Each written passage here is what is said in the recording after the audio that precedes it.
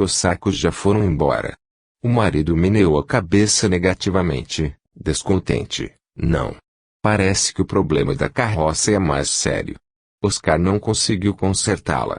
Ludmila vibrou com a informação. Então, nada estava perdido. Poderia vê-lo ainda, nem que fosse uma última vez. Naquela noite, cheia de expectativa, ela o esperou. Ouviu um ligeiro toque na madeira da janela e sabia que era ele. Arrumou-se e deixou a isba, caindo nos braços do cossaco. Com menos medo, por um tempo mais longo, permaneceram juntos, conversando à beira do riacho. O que será de mim quando você se for? Ela indagou temerosa. Acredita mesmo que eu a deixaria aqui? Venha comigo. Não posso mais viver sem sua presença, Mila. Nós nos casaremos na minha terra e seremos felizes juntos. O que impede? Ludmila pôs-se a chorar, aflita. Não queria deixar a mãe e o pai, a sua aldeia natal, os amigos. Por que não fica aqui comigo, Yuri? Se sua intenção é casar-se, meu pai o aceitará como genro. Luz da minha vida. Não entende que não posso ficar? Tenho compromissos assumidos. Preciso voltar para minha terra. Venha comigo. Depois, retornaremos. Seus pais acabarão compreendendo e perdoando. Entre o desejo de partir com ele e o medo de deixar a família, Ludmila oscilava como um pêndulo. Ao se despedirem, dando-lhe um último beijo, ele disse: pense bem, minha querida. Não teremos muito tempo. Se amanhã estiver resolvido o problema da carroça, não terei mais desculpas para continuar aqui. Pensativa, Ludmila entrou, deitou-se e não conseguiu adormecer, preocupada com a decisão que precisava tomar. O dia já estava claro quando conseguiu cochilar um pouco. Acordou muito tarde. A mãe preparava o almoço. Sente-se melhor, minha filha? Não, mãe. Tive dificuldades para dormir. A mãe, observando-a cuidadosamente, constatou: realmente, não está com bom aspecto. Está abatida, pálida, desanimada. O que há com você, filha? Não sei, minha mãe. Na manhã seguinte, conforme informação de Boris, finalmente os cossacos partiriam. Como Ludmila estivesse bastante agitada, os olhos vermelhos e inchados de tanto chorar, os pais não dormiram, preocupados com ela. Assim, a jovem não pôde encontrar-se com o cossaco. Yuri esteve nas imediações da isba de Boris, viu luz acesa durante a noite toda e percebeu logo que algo estava acontecendo. Afastou-se pela madrugada, sem ter conseguido avistar Ludmila. O que estaria ocorrendo? Na manhã seguinte, todos se dirigiram para o centro da aldeia, desejosos de ver partir os cossacos. Contra a vontade de seus pais, Ludmila também se preparou e saiu com eles. Ansiosa, queria ver Yuri pela última vez. Os cossacos desmontaram o acampamento e, montando em seus cavalos, puseram-se em marcha. Como eles teriam de passar pela aldeia, os mujicas ficaram aguardando para vê-los. Lentamente, os guerreiros aproximaram-se da praça e, diante dos moradores reunidos, pararam. À frente, estava o intendente Grotchenko. Yuri, inclinando-se, falou solene: Alexei Grotchenko, eu e meus homens seremos sempre gratos pela acolhida que tivemos nesta aldeia. Partam em paz. Respondeu o outro, inclinando-se. Yuri respirou fundo, espraiando o olhar pela assistência. Procurava alguém. Ao divisar Ludmila junto dos pais, inclinou-se numa reverência, sem desprender os olhos dos dela. Ambos estavam sofrendo. Nada havia a ser feito. Ludmila procurava conter-se, todavia, no semblante, trazia as marcas da luta íntima, a dor da separação, o desespero de não vê-lo nunca mais e, especialmente, o amor que a dominava por inteiro. Yuri titubeou, amargurado. Em seguida aprumou-se, permanecendo firme. Ergueu o braço e fez um gesto, dando ordem de partir. Lentamente colocou o animal em marcha e os demais o seguiram, tomando o rumo da pequena estrada. Os aldeões os acompanhavam com os olhos, esperando vê-los desaparecer ao longe.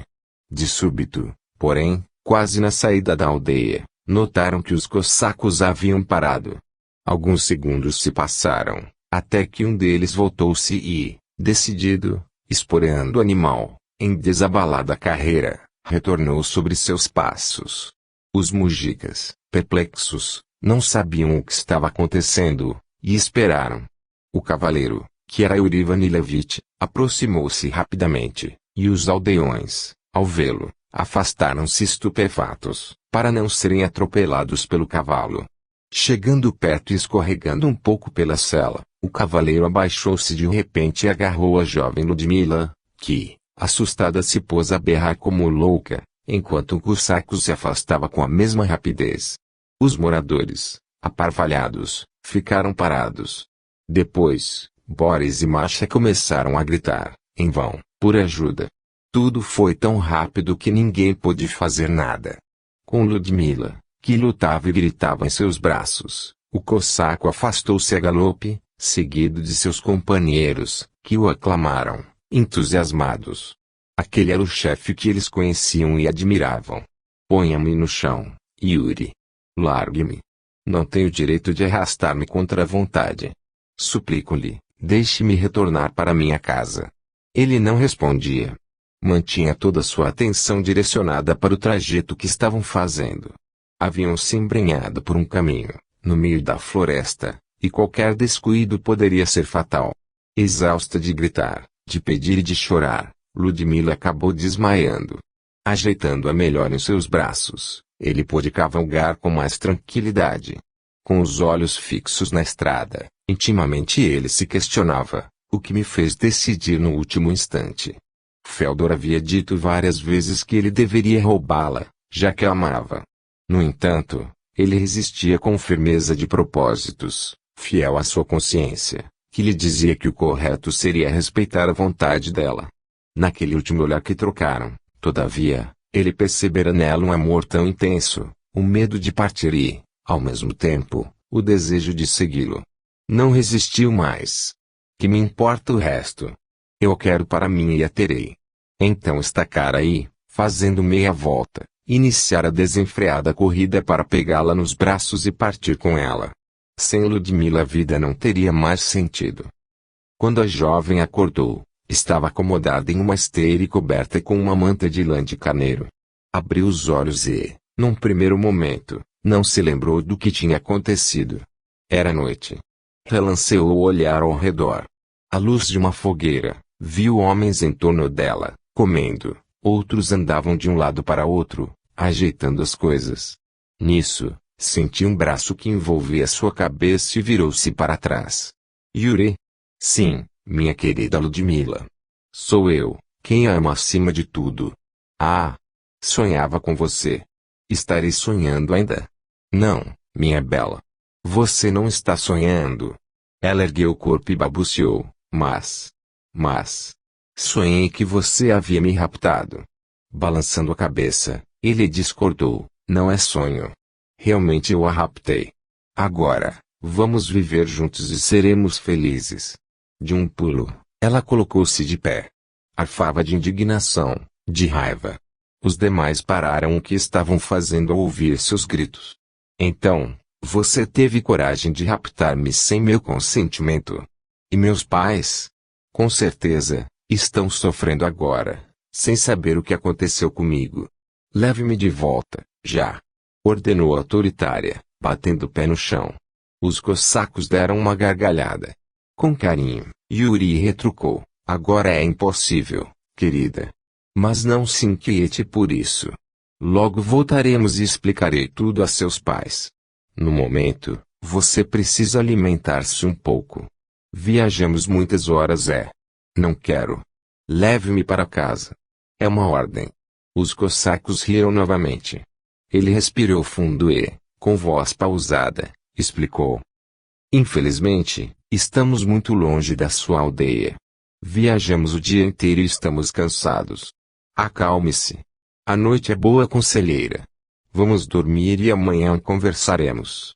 Ao ver que não conseguiria fugir, com tantos homens a vigiá-la, e, mesmo se o conseguisse, não conhecia a região e não saberia para onde ir, calou-se. Sentou-se e aceitou um pedaço de pão, um naco de carne e uma caneca de vinho, que ele tinha lhe oferecido. Reconheceu que estava exausta e faminta. Comeu e sentiu-se melhor, o vinho esquentou-a por dentro. Deitou-se novamente e adormeceu. Capítulo 4 No encalço dos cossacos. Na aldeia, os mujiques estavam arrasados. Cobravam-se mutuamente por terem permitido a permanência dos cossacos em seu território. Cobravam de si mesmos por não terem percebido o perigo, não terem sido mais atentos, e, especialmente, cobravam de Alexei Grotchenko, que aceitara a permanência deles, acampados nas imediações. Defendendo-se, o acusado chamava-os à responsabilidade, lembrando-os de que todos haviam sido consultados e concordaram com a decisão, mesmo porque não havia mais nada a fazer. Se os cossacos quisessem, armados como estavam, guerreiros acostumados a combates, poderiam tê-los exterminado com facilidade, reduzindo a pó toda a vila. O que era absolutamente verdadeiro. Os mujicas, trabalhadores do campo, eram de paz e não tinham armas, somente instrumentos que utilizavam para lavrar a terra. Jamais, portanto, levariam ao melhor. Além disso, durante os dias que ali permaneceram, os estranhos sempre se comportaram bem. Eram afáveis, risonhos e brincalhões. O próprio chefe dos cossacos, Yuri Ivanilevich, sempre se portara de forma cortês e gentil, despertando o sentimento de amizade naqueles com quem conversava. Como prever o que acabaria acontecendo? Reunidos no meio da praça, discutiam o que fazer. As ideias eram desencontradas. Alguns propunham que o proprietário daquelas terras fosse avisado incontinenti. Com certeza, eu o farei saber do acontecido, afirmou Alexei. Porém, o que o Barini poderá fazer? A nossa mãe Rússia é muito grande. Como saber a direção que eles tomaram? Outros sugeriam que fosse criado um grupo para partir em perseguição aos cossacos, trazendo a pobre Ludmila de volta, ao que Alexei ponderava, muito justo. No entanto, como fazer isso? Todos somos mujiques e não temos liberdade de andar por aí, viajando por outras terras, mesmo que fosse para encontrar alguém. E, ainda, se o fizéssemos e os encontrássemos, o problema seria o mesmo. Não somos guerreiros. Como combater homens fortes e ágeis na luta? Perderíamos a vida, sem conseguir resgatar nossa Ludmila e trazê-la aos braços de seus pais. Um pouco afastados dos demais, Boris e Masha choravam abraçados, sem coragem de regressar para casa, ouvindo a discussão. Lançando um olhar sobre eles, Sergei perguntou: Boris, Masha, o que pensam sobre o assunto? Os demais se voltaram para o casal, inconformado por ter perdido a única filha. Enxugando os olhos, após alguns instantes, Boris comunicou: se há alguém que precisa tomar uma decisão aqui, sou eu. Estou resolvido a partir em socorro de minha querida Ludmila e não descansarei enquanto não a trouxer de volta para nossa aldeia, sã e salva. Não suporto pensar que minha filha está nas mãos daqueles homens grosseiros e violentos, capazes de qualquer coisa. A cada minuto que passa, ela fica mais longe de nós. Estou decidido a arrumar minhas coisas e partir o quanto antes. Todos se calaram. Era um pai desesperado, que tinha o direito de defender a filha adorada. Masha, debulhada em lágrimas, gritou: vá, Boris. Vai resgatar nossa filha das mãos daqueles bárbaros. No entanto, aqui dentro do peito, algo me diz que será inútil. Você não voltará com vida e eu terei perdido tudo o que mais amo nesta existência, a filha e o marido. Os demais, emocionados, ouviram as palavras dela e baixaram a cabeça, sentindo-se impotentes diante da decisão que ele tomara.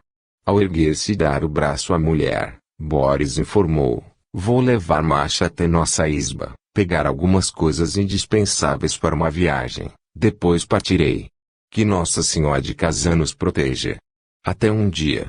Alexei aproximou-se dele e disse: respeitamos sua decisão. Vá com Deus, Boris. Cuidaremos de sua esposa.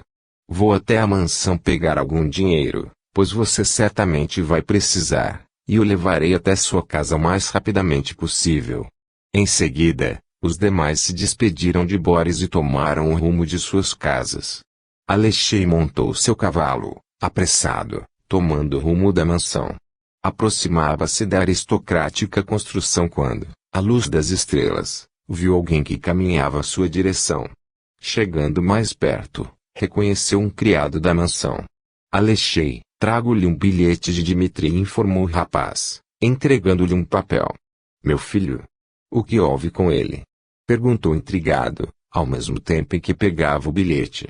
Abriu e leu com dificuldade na escuridão. Meu querido pai, não ignora que eu sou apaixonado por Ludmila e que já considerava como minha noiva.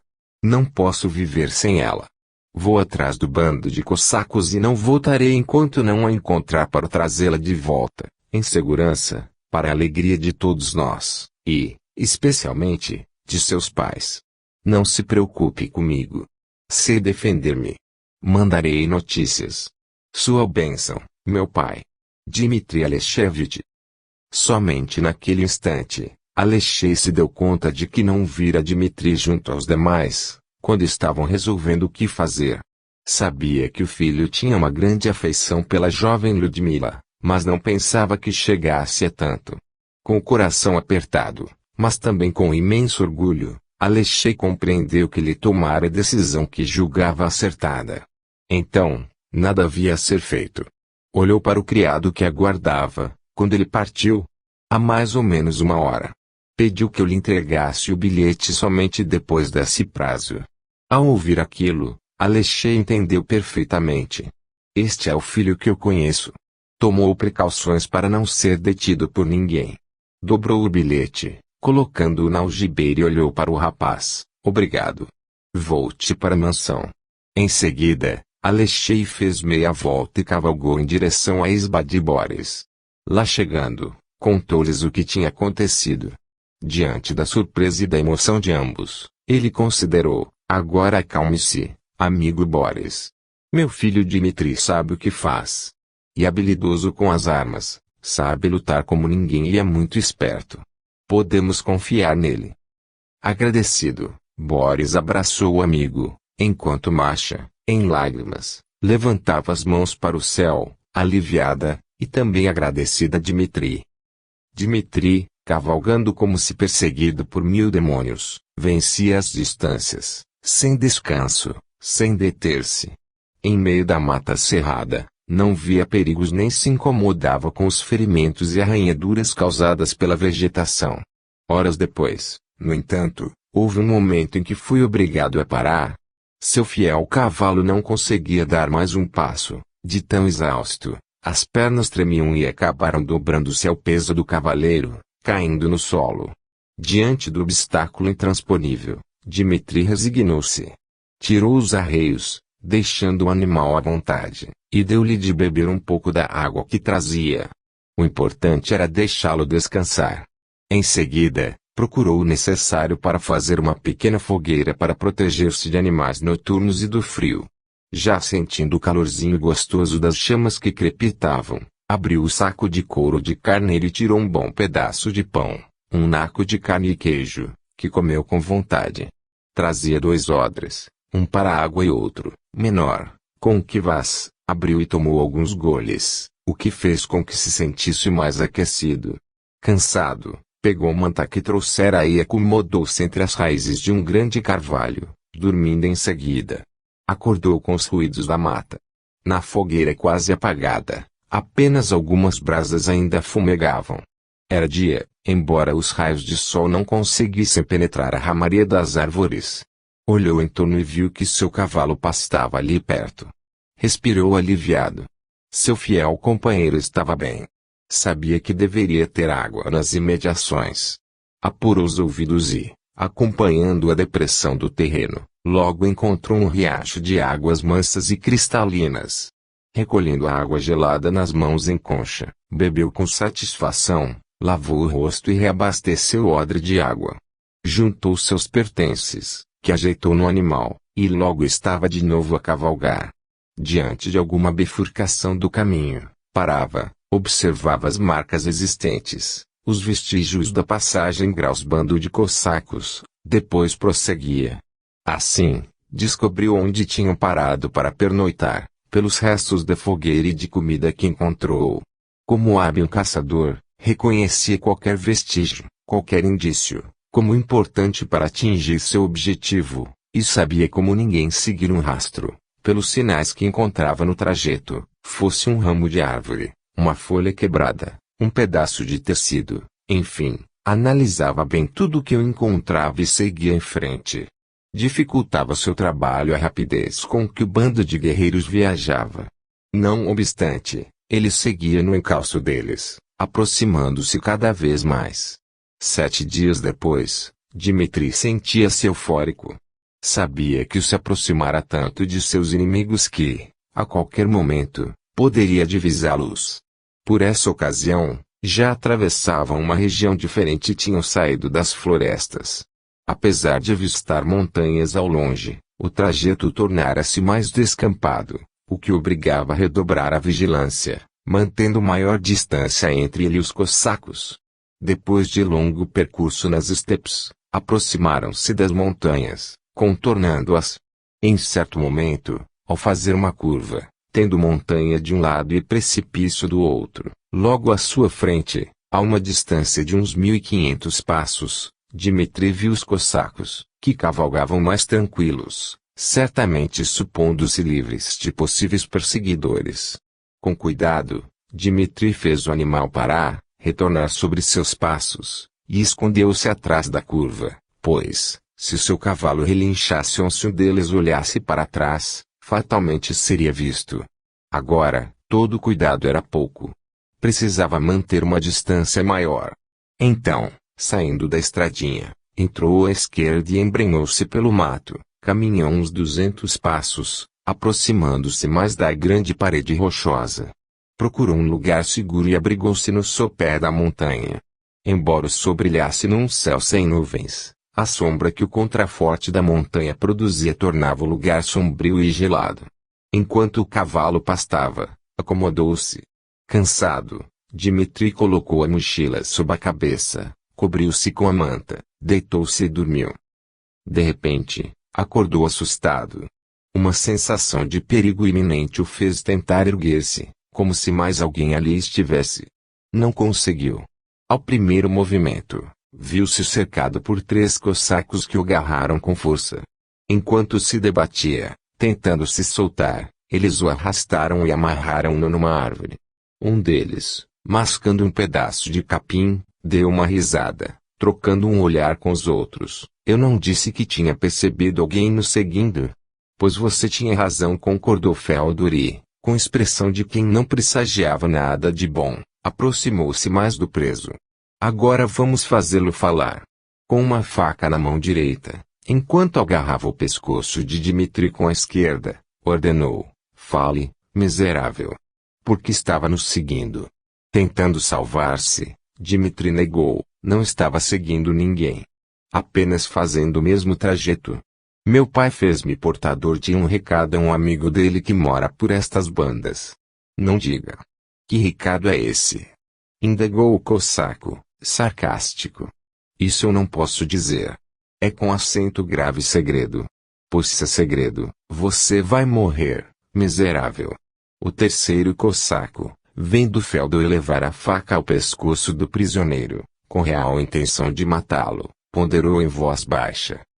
Feldor, não seria melhor levar o rapaz para nosso chefe? Ele não gostará de saber que você tomou a decisão de matar, sem ordem expressa dele, o filho de Alexei Grotchenko. O outro parou o que estava fazendo, pensativo, sem desviar o olhar do prisioneiro. Depois, afastando-se um pouco de Dmitri, concordou. Está bem. Levem-no. Bem a tempo. Dmitri, que prendera a respiração ao ver a faca tão próxima de seu corpo, soltou o ar, aliviado. Um filete de sangue vivo e quente escorreu-lhe pelo pescoço, empapando-a muito bem. Agora vamos ao que interessa. Estava seguindo-nos, espreitando a melhor ocasião para roubar-me Ludmila. Dmitri pensava, estudando sua situação. Se admitisse que fora atrás da jovem, seria morte certa. Então resolveu mudar de tática. Asseguro-lhe que não era essa a minha intenção, respondeu com voz fraca. Os cossacos, que acompanhavam a conversa, divertindo-se com a situação, caíram na risada. Meus homens disseram que você leva um recado de Alexei Grutienko, um amigo que mora aqui por perto. Isso é verdade? Não. Eu menti. Não existe recado algum. Irado, Yuri ergueu-se, pegou a adaga e gritou: miserável! Confessa que mentiu? Então, fale a verdade agora, se não deseja morrer como um cão sarnento. Cada vez mais, sentindo dificuldade para manter a consciência, em virtude da perda de sangue, Dmitri disse: vim seguindo vocês porque desejava mudar de vida. Aquela aldeia me sufocava. Sempre as mesmas pessoas, nada de diferente. Meu sonho era conhecer lugares novos. Belas cidades. Você acha que me engana? Quer que eu acredite nisso? Todos sabem que era apaixonado por Ludmila e que pretendia casar-se com ela. Dmitri, quase desfalecendo, ainda conseguiu balbuciar: isso é o que todos pensam. A verdade é que meu pai e os pais dela desejavam este casamento. Não eu. Sempre. Fomos amigos, apenas.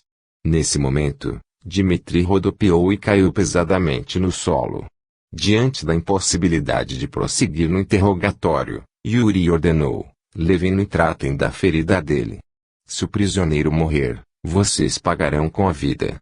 Os três homens afastaram-se, levando Dmitri, e Yuri sentou-se num pequeno banco, pensativo.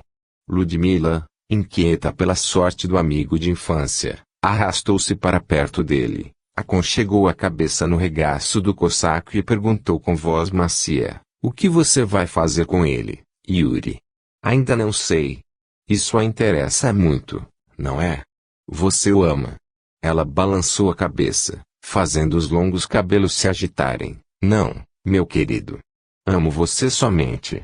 Yuri levantou o queixo dela para fitar seus olhos escuros, tentando devassá-la no íntimo. É verdade o que ele disse sobre a história do casamento? Sim, é verdade. Meus pais e o pai dele tentavam nos aproximar, pensando em um futuro compromisso entre nós. Nunca, porém, houve qualquer interesse meu ou dele. Crescemos juntos, somos amigos. E só. Ela parou de falar, trocou um longo olhar com ele, e afirmou: amor, eu só senti quando o conheci. Você se lembra quando chegou à vila e eu? Você estava dançando e me encantou.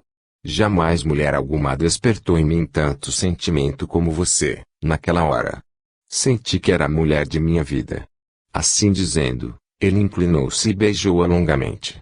Ficaram ali abraçados, trocando juras de amor, esquecidos do acampamento, do prisioneiro, de tudo. Capítulo 5 No acampamento. Amanhecera. Dmitri despertou, abriu os olhos e percebeu que estava no meio do acampamento cosaco, rodeado de seres hostis. Naquele momento, lembrou-se dos fatos da véspera. Como ninguém ainda notara que ele havia acordado, permaneceu quieto, fingindo dormir, enquanto examinava todas as possibilidades de uma fuga. Sentia-se humilhado perante a própria consciência. Como não perceber a aproximação dos cossacos? Estava exausto, sem dúvida, mas isso não justificava sua falta de cuidados. As cordas, muito apertadas, provocavam dores horríveis nas mãos. Essa situação, porém, não duraria muito. A paciência deles teria um limite e, certamente, logo viriam buscá-lo. Tinha que estar preparado. Algum tempo depois, foi levado novamente à presença de Yuri. Diante dele, o chefe indagava aos companheiros como tinham encontrado o prisioneiro, e eles relatavam o acontecimento em minúcias, divertindo-se a valer. O chefe voltou-se para Dmitri e torna a questionar, repetindo as mesmas perguntas. Confesse. Veio em busca de Ludmila e pretendia arrebatá-la de nós, levando-a de volta à aldeia, para seus braços. Não, Yuri Ivanilevich, não é verdade. Ludmila e eu somos amigos de muito tempo, mas nada há entre nós. Tanto da parte dela quanto da minha só existe amizade. Pois se assim, qual o motivo que o levou a seguir-nos? Antes de responder, o prisioneiro suplicou: Yuri, eu vou contar a verdade, porém, ordene que me soltem as mãos. As cordas molhadas apertam-me cada vez mais os pulsos, e a dor é insuportável. Peço-lhe, em nome da acolhida que receberam em nossa aldeia. Além do mais, o que teme? Que eu fuja? Como poderia fugir cercado pelos seus homens? O chefe pensou um pouco e fez um leve sinal para um dos homens que se encontrava atrás do prisioneiro. Pegando a faca, ele cortou as cordas. Aliviado, o cativo agradeceu, esfregando as mãos roxas. Obrigado, Yuri. Agora vou responder a sua pergunta. Só quem viveu a existência inteira num pequeno vilarejo perdido na imensidão dos Urais pode entender o que eu sinto. Cansei de ver sempre as mesmas pessoas, nos dias sempre iguais, sem novidades, sem mudanças. Jovem, eu desejava mais para minha existência. Até que vocês chegaram à nossa aldeia, trazendo animação, vida nova. Na véspera de sua partida, lembra-se que ficamos conversando em torno da fogueira, até altas horas? Pois bem, eu estava para falar-lhe de meu desejo de seguir com vocês seus guerreiros. No dia seguinte, porém, me faltou oportunidade. Sempre havia alguém por perto, e eu não queria que soubessem, pelo menos, não antes que eu partisse. Dmitri fez uma pausa, massageou as mãos e prosseguiu. Naquela manhã, quando todos aguardavam sua partida, não me perdoei por não ter falado com meu pai, sobre pedir-lhe autorização para segui-los rumo a novas aventuras. Parou de falar por alguns instantes, depois deu de ombros e concluiu, depois, você sabe o que aconteceu. Partiram, após despedir-se de nós. De repente, estando quase fora de nossa visão, você parou, retornou sobre seus passos, e arrebatou Ludmila. Todos ficaram desnorteados, e, na confusão que se estabeleceu, meu pai pediu-me que fosse atrás de vocês e trouxesse Ludmila de volta. Então confessa, miserável, a sua pretensão? Gritou o chefe, colérico. Não. Yuri Vanilevich. Não entende que apenas me aproveitei da ocasião para realizar o que pretendia, pois não tivera coragem suficiente para fazê-lo. Dmitri parou de falar, olhou para o jovem, que, de olhos arregalados, ouvia as suas explicações, e prosseguiu, pelo que posso ver, minha amiga Ludmila está bem aqui e não deseja voltar para a vida de antes. Noto que entre vocês existe amor e que estão felizes assim. Quanto a mim, consegui o que queria e não pretendo mais voltar para a existência insípida e monótona de antes. Se me aceitar, gostaria de fazer parte de seu contingente. Ao olhá-lo longamente, o chefe tentava perscrutar suas reais intenções. Depois, com voz pausada, indagou, é o que o faz pensar que eu confiaria em você? Dmitri abriu os braços num gesto largo, fitando nos olhos, sem temor, isso só a convivência dirá. Porque eu aceitaria como parte do grupo. Você não é cossaco. E certo. No entanto, sou descendente de antigos ciganos cossacos. Além disso, posso ser-lhes de grande utilidade. Sou caçador experiente. E se deixou apanhar como uma criança, completou Yuri, dando uma boa risada. A exemplo do chefe, os demais caíram na gargalhada, fazendo pilhérias sobre o prisioneiro. Não se deixando intimidar, Dmitri também deu uma risada. Admito. Fui ingênuo. Reconheço a capacidade de seus homens. Ninguém jamais conseguiria capturar-me assim, como eles fizeram. Diante da atitude firme e humilde do cativo, e até bem-humorada, ao reconhecer seu erro, os guerreiros começaram a olhá-lo com mais condescendência e certa simpatia.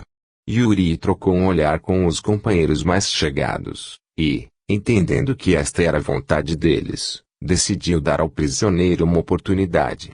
Muito bem, Dmitri. Vou conceder-lhe um voto de confiança. Poderá seguir conosco, se realmente é este o seu desejo. Advirto-lhe, porém, que, a menor desconfiança, morrerá sem apelação. Dmitri, respirando aliviado, escorregou para o chão. Cansado e faminto, nada tinha comido desde o dia anterior. Percebendo seu estado de fraqueza, o chefe mandou que lhe dessem de comer e de beber. Depois completou, Feldor, ele ficará sob seus cuidados. Certo, Yuri. Depois, dirigindo-se ao novo membro do grupo, avisou, quando terminar de comer, vem comigo. Vou mostrar-lhe suas obrigações. Aqui, todos trabalham. Logo Dmitri já estava caminhando pelo acampamento cosaco. Levando-o até uma tenda de pele de carneiro, Feodor explicou: você ficará aqui comigo. Deixe suas coisas e siga-me. Sua obrigação será tratar dos animais e cortar lenha para as fogueiras, mantendo-as acesas. Em seguida, deixando Dmitri ocupado com suas novas atividades, Feodor foi procurar Yuri. Nosso novo agregado já está ocupado nas tarefas que lhe dei. Se ele mentiu, tentará fugir, pois lhe dei todas as condições para isso. Os homens estão atentos e, a qualquer passo em falso, já sabem o que fazer: matá-lo. Ambos jogaram a cabeça para trás e deram uma sonora gargalhada. Ludmila, que, um pouco afastada, não conseguia entender o que estavam conversando, aproximou-se e escutou a exclamação de Yuri: então, meu amigo, logo ficaremos sabendo. Nova risada. Ao vê-la, o chefe sorriu, fazendo um gesto para que se aproximasse. Ficarão sabendo de quê? O que estão tramando? Perguntou. Nada, minha dourada. Logo ficaremos sabendo se seu amigo Dmitri serve para as tarefas que foram confiadas a ele. Ah! E quais são elas? Cuidar dos animais e manter as fogueiras acesas. Ora, isso é fácil. Ele não terá problemas, respondeu ela, sem dar maior atenção ao fato. No entanto, Ludmila percebera perfeitamente a intenção deles e tremeu intimamente. Precisava conversar com Dmitri, mas sabia que era melhor manter distância para não despertar suspeitas. Não ignorava que ambos estariam sendo observados. Levantou-se com displicência e, dando alguns passos, ouviu Yuri perguntar: aonde vai, Mila? Andar um pouco. Temos cavalgado quase que o tempo todo e, não estando habituada, canso-me muito. Preciso exercitar as pernas.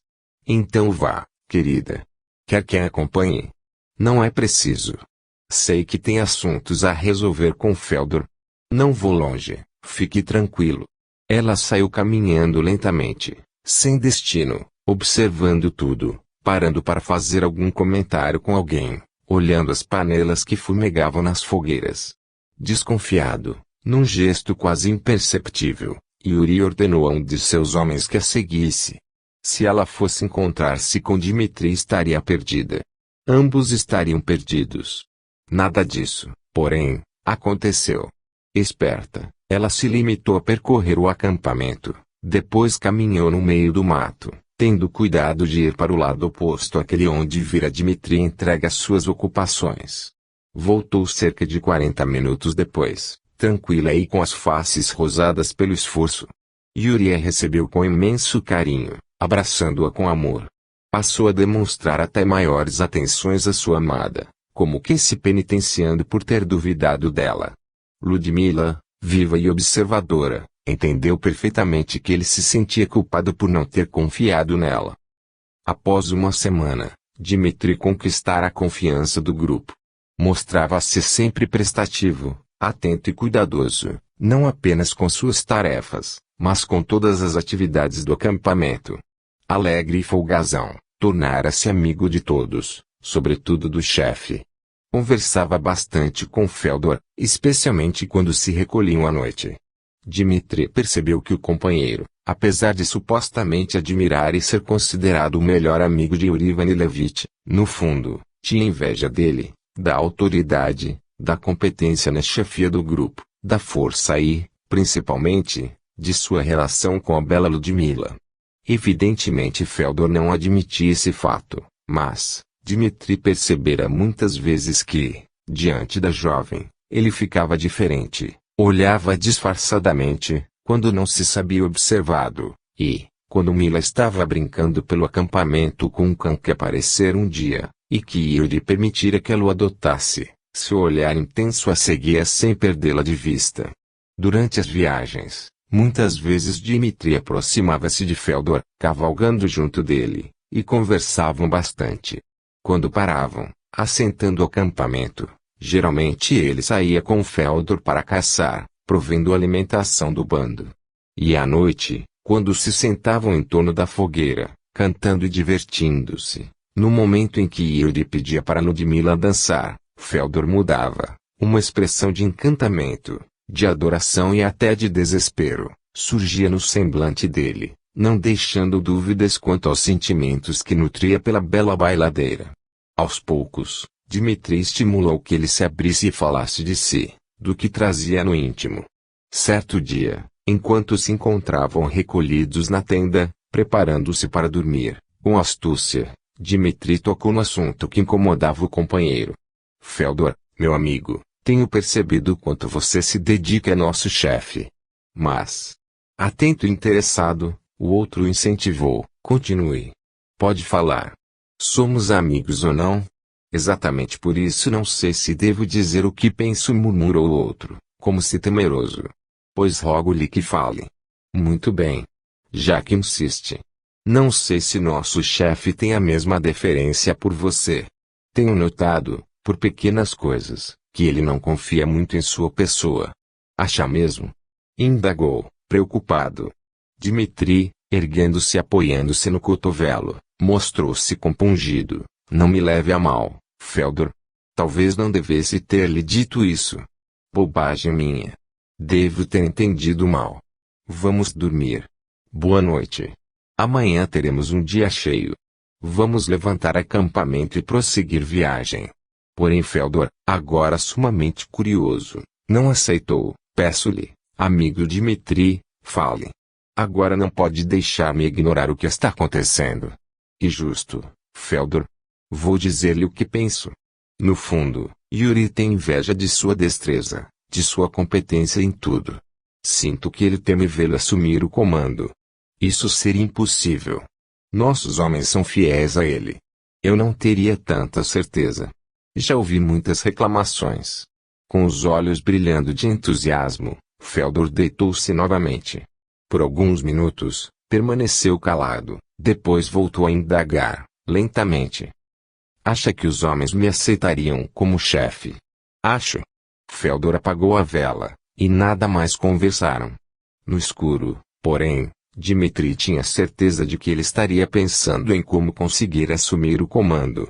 Na manhã seguinte, levantaram-se, e cada um foi cuidar de suas obrigações.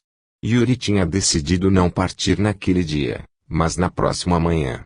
Também marcou uma reunião com o Conselho Cosaco, do qual Dmitri agora também fazia parte, e que tomava as decisões pelo grupo.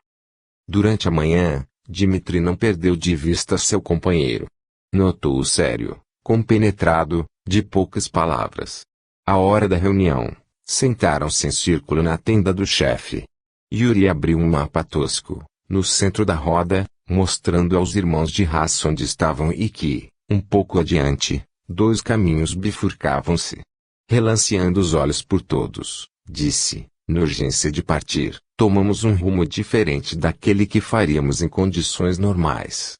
Em vista disso, estamos num trajeto desconhecido. Agora precisamos escolher qual rumo tomar. Ambos conduzirão ao mesmo destino, segundo nos informou Dmitri, contudo as condições são diferentes. O que se bifurca à esquerda é mais curto, porém mais perigoso. Teremos de atravessar uma ponte, de que não sabemos as condições, em virtude do degelo. O rio é grande e pode ter transbordado. E o da direita? Indagou Feodor. É mais longo e também apresenta perigos. Ouvi dizer que existem salteadores que aguardam os incautos para roubá-los e, não raro, tirar-lhes as vidas. Cada um dizia o que pensava, ou pedia mais informações a Yuri, estudando o mapa. As dúvidas eram muitas. Feodor sugeriu, Yuri, por que não tomamos o caminho da esquerda? Se pudermos passar pela ponte, muito bem. Caso contrário, voltamos e tomamos o rumo da direita. Seria a melhor solução, meu amigo, se a ponte não estivesse tão longe. Para voltar, perderíamos muito tempo. E local deserto. Para atravessado, teríamos que nos abastecer de víveres, no vilarejo mais próximo, antes de chegarmos a essa bifurcação. Se não pudermos atravessar a ponte, não teremos como nos reabastecer para voltar. Todos se calaram, pensativos. Dmitri sugeriu, o chefe tem razão. Então, façamos o trajeto da direita. Tudo bem. Só que nos arriscamos a cair nas mãos de salteadores, respondeu Yuri. Feldor, que parecia descontente e nervoso, levantou a cabeça orgulhosamente, como querendo desafiar Yuri, e desde quando os cossacos têm medo de salteadores? Yuri fitou, estranhando a reação de seu imediato e amigo mais chegado. Porém, com calma, respondeu, tem razão, Feldor. Os cossacos não temem bandidos. Contudo, nesse caso, eles agem em bandos bem armados, fortes, e geralmente não dão chances de as vítimas se defenderem. Ficam em cima das árvores e caem todos ao mesmo tempo. A ação deles é rápida e violenta. Já ouvi falar sobre eles e, exatamente por isso, estou submetendo o assunto ao conselho. Se julgarem que é a melhor opção, submeto-me à decisão do grupo. Quanto a mim, afirmou Dmitri, não temo nada nem ninguém. Estou acostumado a enfrentar animais nas florestas e conheço bem como agem. Os homens não são diferentes deles. Ainda discutiram por mais algum tempo e depois colocaram a questão em votação. Eram 5 os componentes do conselho.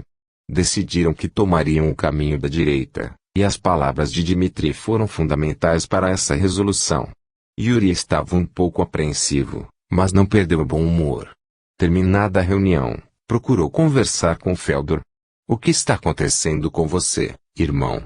Noto inquieto, nervoso. Não consegui dormir direito essa noite. Talvez preocupado com a viagem.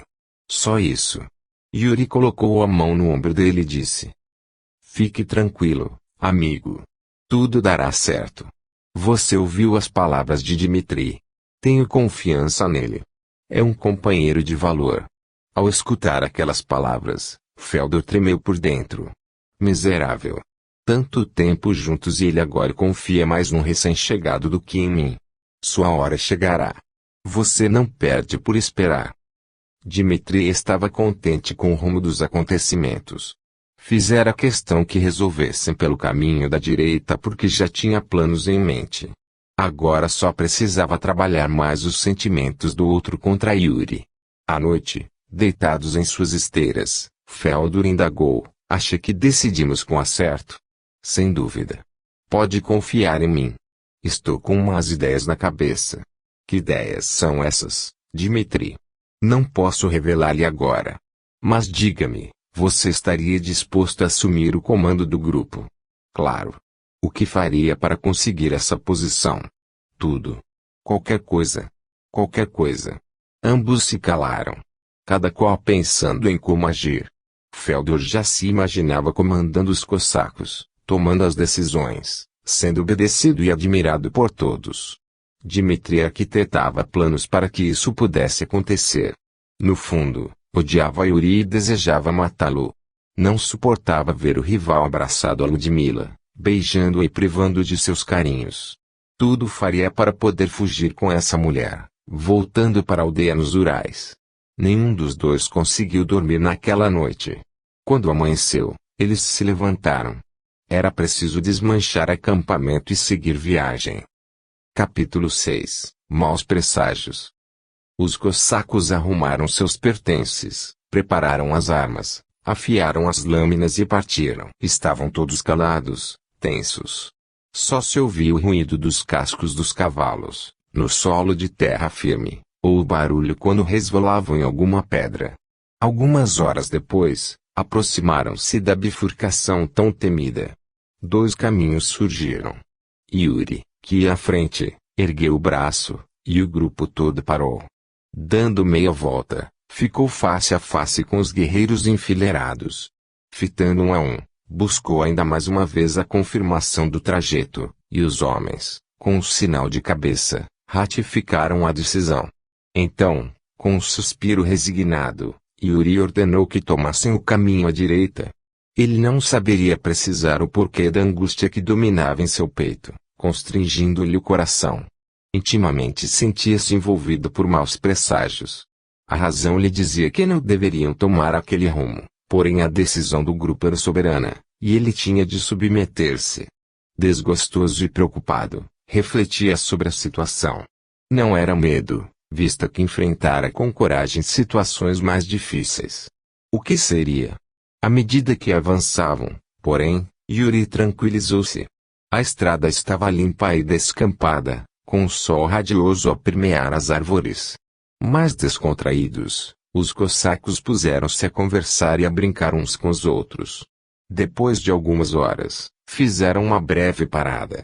Precisavam alimentar-se e tratar dos animais. Logo, reiniciaram a marcha. Aos poucos, contudo, o caminho foi se modificando, sem que se dessem conta. Lentamente, a paisagem bela e ensolarada foi sendo substituída por trechos mais fechados, onde a luz do sol quase não conseguia penetrar.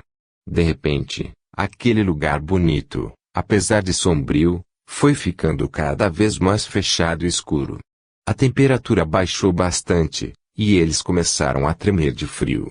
A certa altura, Yuri notou um ruído quase imperceptível e fez um gesto de silêncio. Os homens ficaram mais atentos. Com os sentidos desenvolvidos pela prática, eles tinham a percepção de estarem sendo observados, embora, por mais que apurassem os olhos e os ouvidos, nada conseguissem perceber na ramaria fechada. De súbito, o último cossaco notou um estalido insignificante às suas costas e virou-se, mas não teve tempo de se defender.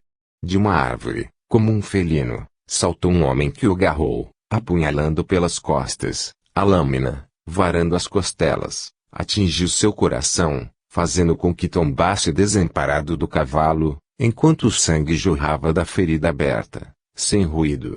Não pôde defender-se nem gritar, mas soltou leve gemido, pouco mais que um sopro, o suficiente para ser percebido pelo companheiro que estava mais próximo, logo à sua frente, o qual se virou e, ao vê-lo no chão, gritou, alertando os outros. Tarde demais, porém.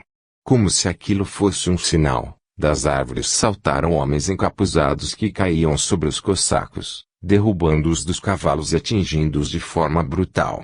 Guerreiros fortes, ágeis e corajosos, os cossacos rapidamente se organizaram, e quem podia, defendia-se, travando um combate com os salteadores. Estabeleceu-se uma grande confusão, com os gritos de desespero dos cossacos feridos que tombavam na luta, sob os brados de incentivo de Yuri. Ao ver o tumulto, Dmitri não perdeu tempo. Correu em defesa de Ludmila, colocando-a entre uma carroça e um cavalo caído, onde ficaria mais protegida. Um pouco além, Yuri vira sua ação, agradecido por saber que sua amada estaria em segurança. Nesse exato momento, o cavalo de Yuri foi atingido, jogando-o por terra. Dmitri relanceou os olhos pelos combatentes e, vendo Yuri no chão, correu para socorrê-lo. Arrastou Yuri para fora da estrada e colocou-o sentado, atrás de um arbusto, recostado e em segurança. O chefe dos cossacos preparava-se para agradecer-lhe pela ajuda, quando percebeu algo estranho. Naquele instante, ao olhar para o amigo, viu que Dmitri o fitava de maneira diferente, fria. Depois, ainda sem tirar seus olhos dos dele, Dmitri o atingiu com sua faca de caçador, enterrando-o até o cabo. Quando a lâmina rasgou-lhe as carnes, Yuri sentiu uma dor intensa, dilacerante, mas continuava a fitá-lo, entre surpreso e decepcionado, sem saber o que estava acontecendo, qual o motivo daquela atitude agressiva do amigo, até que desabou no meio da vegetação, perdendo a consciência. Estava morto. Com grande frieza, sem sentir a menor piedade por aquele que o considerava amigo, que confiara nele e que ele traíra, matando-o barbaramente, Dmitri deixou o corpo escondido e voltou para junto dos demais, atirando-se ao combate, com todo o vigor de sua natureza jovem, e auxiliando os cossacos com sua bravura. Não demorou muito, o chão estava juncado de cadáveres, de ambos os lados. Ao perceber que estavam em desvantagem, os bandidos fugiram rapidamente, desaparecendo no meio da mata. Cansados, mas aliviados, os cossacos foram verificar as baixas sofridas e socorrer os feridos. "Ah, ninguém viu Yuri?" perguntou um dos homens. Feldor, que se recuperava recostado numa árvore, somente daquele instante se deu conta de que só vira o chefe no começo a refrega, depois, preocupado em se defender, esquecer o amigo. Ninguém sabia dizer o que tinha acontecido com Yuri. Puseram-se todos a procurá-lo no meio do mato e acabaram por encontrá-lo atrás de um arbusto. A tristeza tomou conta daqueles homens rudes, mas companheiros dedicados. Morreu como um valente. O que será de nós agora? Dizia um. Estamos sem chefe. Quem nos comandará? Perguntava o outro. Como chegaremos até nossa terra sem ele? Como contar a seu pai, velho e doente? Indagava um terceiro. A consternação era geral. Yuri despertou algum tempo depois e percebeu que sangrava muito. Segurando a ferida aberta, na tentativa de estancar o sangue, pôs-se a caminhar no meio dos destroços. O solo estava coberto de cadáveres, e neles fixou os olhos, horrorizado. De repente, ouviu que conversavam ali perto e aproximou-se. Eram seus homens que discutiam quem seria o novo chefe. De súbito, lembrou-se do que tinha acontecido. Perplexo, incapaz de acreditar no que ouvia, acercou-se mais e bradou: "O que estão dizendo? Eu estou vivo. Estou ferido, é verdade, mas ainda estou vivo e continuo sendo chefe. Quero alertá-los de que entre nós há um traidor, que foi recebido generosamente como amigo em nosso grupo." E, apontando com o dedo em riste, acusou Dmitri. "Foi ele que me atingiu com sua faca, não um dos salteadores. O miserável feriu a mão que o alimentou, Dmitri. Sim, ele é o culpado e merece a morte." No entanto, ninguém ouvia ou percebia sua presença. Aquilo deixou irritado e nervoso. Nesse momento, Dmitri, falso e traidor, cansado daquela lamentação sem fim, dirigia algumas palavras aos sobreviventes do grupo, sugerindo com firmeza: "Companheiros, estou triste e também sinto a morte de nosso líder tanto quanto vocês. Porém, vencemos uma batalha. Não podemos ficar aqui lamentando a situação. Nosso chefe, Yuri Ivanilevich, não aprovaria. Temos de pensar em sair daqui o mais rápido possível, antes que os salteadores voltem com reforços. Eles sabem que estamos enfraquecidos, que nosso grupo reduziu-se bastante. Depois resolveremos quem será o novo líder.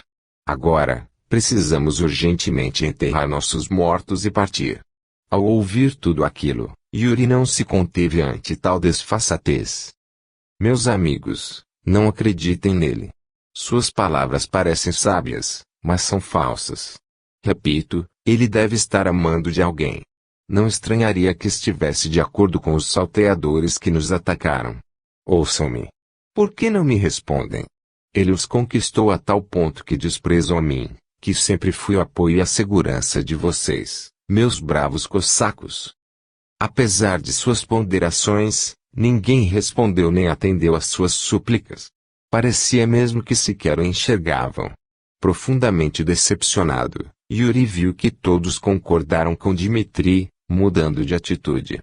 Com prontidão, abriram covas para enterrar os mortos.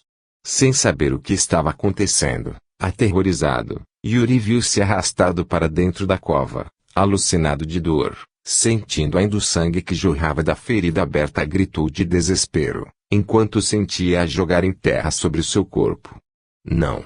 Não façam isso! Por piedade! Estou vivo! Estou vivo!" Gritava ele, apavorado, julgando ter enlouquecido. "Isso não pode estar acontecendo comigo.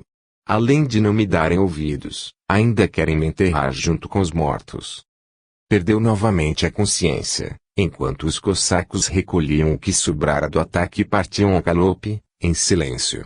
Durante o resto do trajeto mais perigoso, não tiveram outros problemas. Yuri retornou à consciência, sem se dar conta de que não estava mais na cova. Viu-se novamente cavalgando ao lado de seus homens. Tentou falar ora com um, ora com o outro, sem qualquer resultado, até que desistiu.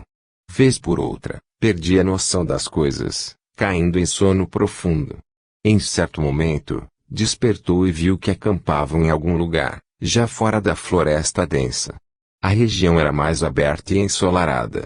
Certamente, sentindo-se mais seguros e confiantes, os cossacos resolveram parar para descansar. Notou quando Dmitri aproximou-se de Ludmila, que, recostada numa árvore, chorava sem parar. Yuri postou-se ao seu lado, para socorrê-la em caso de necessidade. O traidor sentou-se perto dela e permaneceu calado, apenas fazendo-lhe companhia.